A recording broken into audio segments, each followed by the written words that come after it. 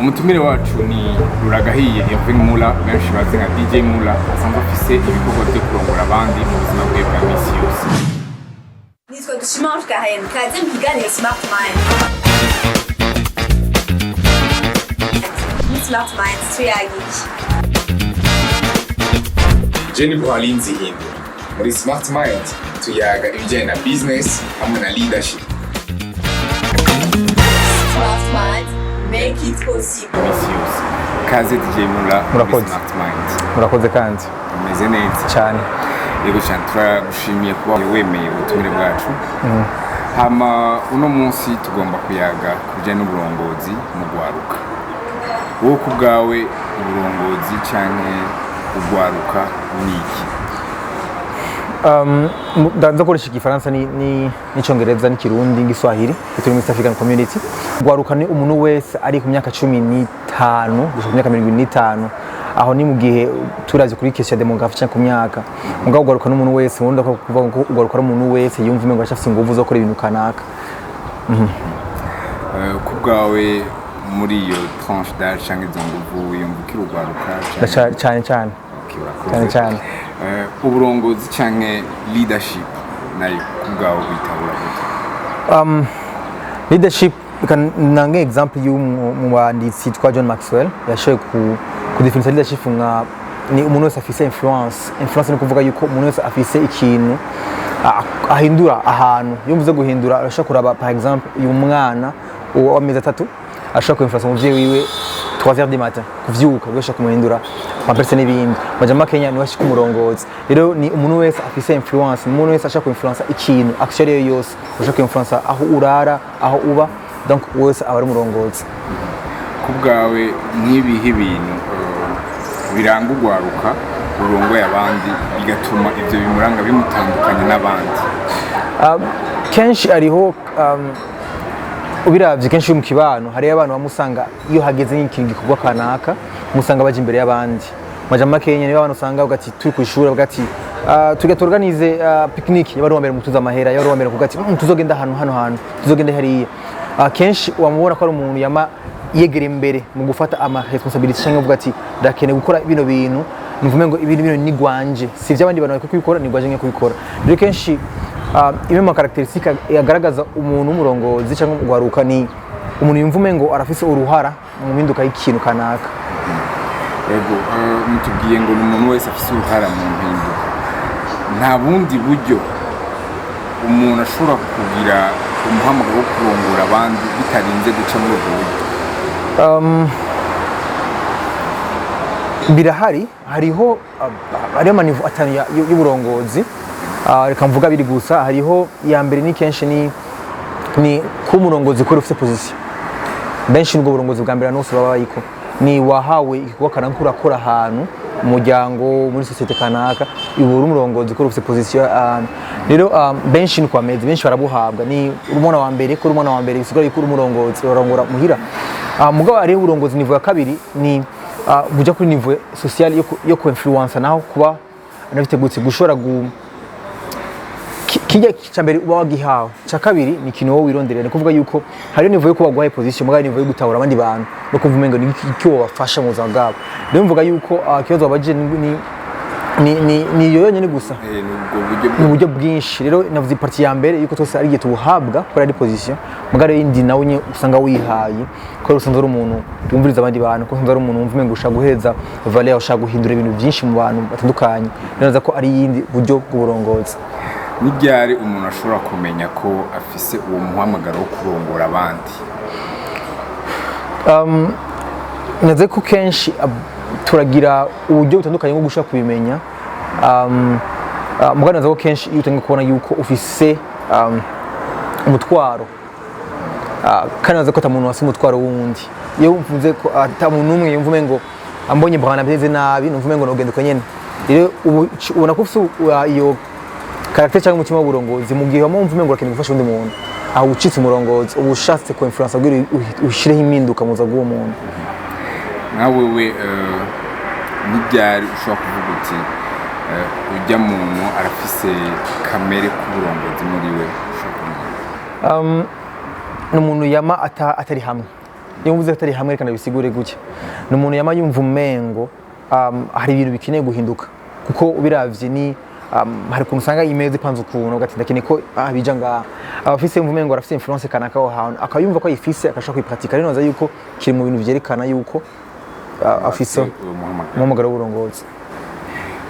Umaze igihe kitari gito usanzwe urongora abandi mu gihe umaze uriko urarongora abandi n'irihe banga wasanze riri mu burongozi umuntu akwiye kumenya imbere yo gutangura kurongora abandi?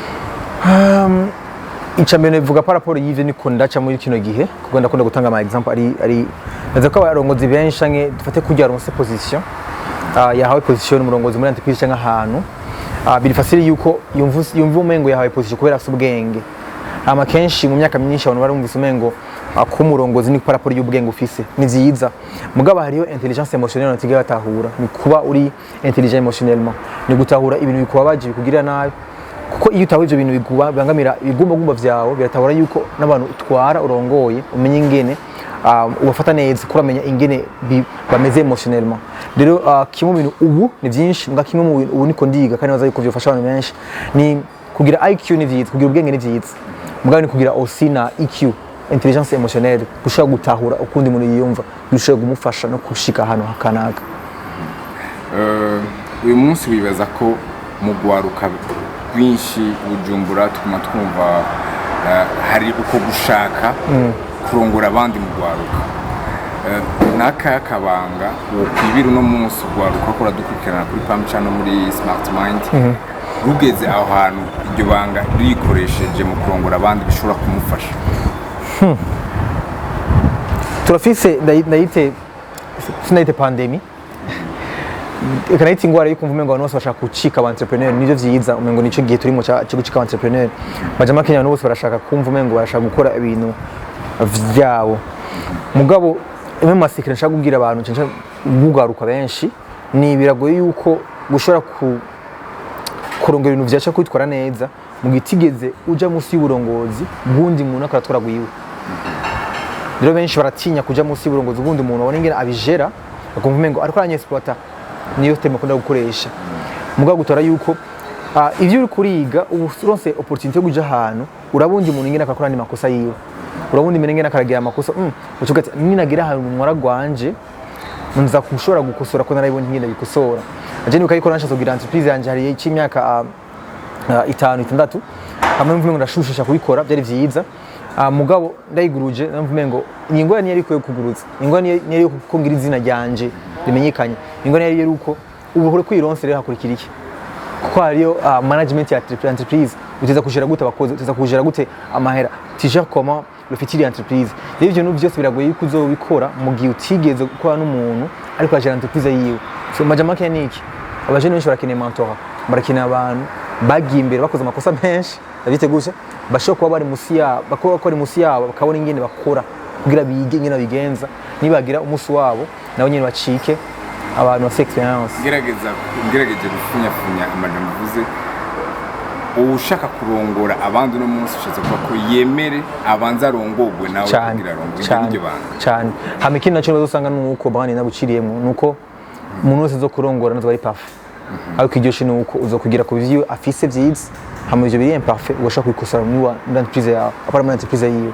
Urakoze cyane tugira turangize kino kigabane ca mbere c'ibibazo bijyana n'uburongozi nirihe banga wewe ukoresha mu kurongora abusanzwe urongora kugira abantu bazi nka DJ Mula asanzwe arongora abandi mu bikorwa vyiwe nirihe banga ukoresha kugira ibyawe uburongozi bwawe bubera ikirura abandi? So kenshi cyo nkora ndava ahantu mvume umengo ndi umushefu mu leader abereka gusinzira mugabo nkashika umuntu ashaka kuba nabo muri iyo nzira majama Kenya kenshi ari girongora abantu kabereka inzira yo kuja mugabo basanga wibagiye kubana nabo mu mwaro bafise kubana nabo mu gihe kintu kibaye difficile kuri bo so je kintu cyambere ngora nuko ndakunda plus guhereza valeur umuntu turi kumwe kurusha yuko mvume ngo yamaye valeur jewe bibiri iri kire kuri cyo kintu bivuga ngo utanze araronka rero utanze komereza valeur umuntu arayiguhereza muri entreprise muri production ibintu kurakora ibyo banga nkoresha kenshi. urakoze cyane.